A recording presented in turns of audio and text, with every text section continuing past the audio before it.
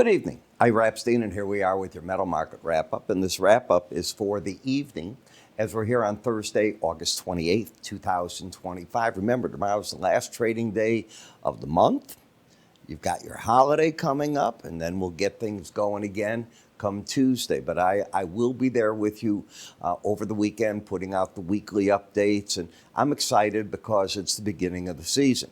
I'm more excited because my traders have hit in the gold. So if you're a subscriber to my morning videos, you're in this market $70 lower if you took the recommendation. I have no way if you took it or not, but that's where you'd be in the marketplace.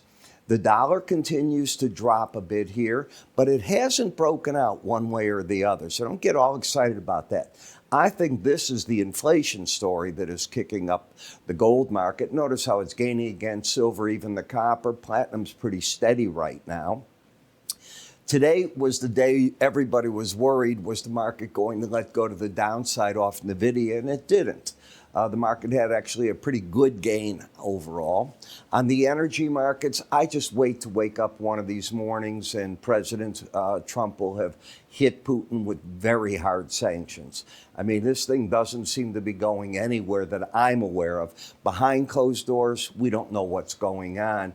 But it seems strange that all I do is wake up and they've hit it with another major attack. They're killing people. I'm talking the Russians in Kiev.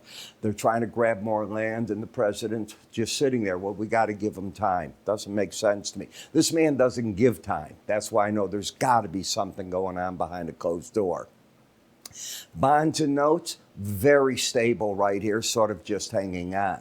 So what we're going to have coming up right now is first my sale. Remember, it's over on Labor Day, 1/3 off any of the different research that I have or any of the courses. Go to iraepstein.com, look at courses or research. Next, what we have to look at is this. You're going to get the personal income spending and PCE price index tomorrow. I thought that I heard Powell say it was 2.9% for July. I don't know why. I thought I heard him say that in Jackson Hole. If it comes out like that, if that is what happened, we'll see.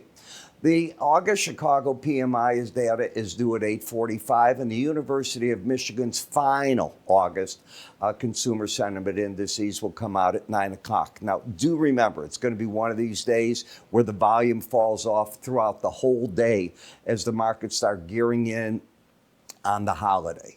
So, as we take a look at gold, it had that pullback.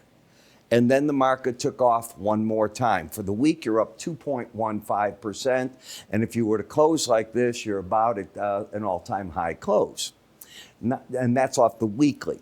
When you take a look at the bar chart, you can see what you're doing. You had that big break. Didn't we talk about that? You had a spike up over it, came back down, didn't take out those lows, and you built from that to this move to the upside right now. The trend is up as you have higher lows and higher highs on the swing line. You learn all this in my charting course, by the way.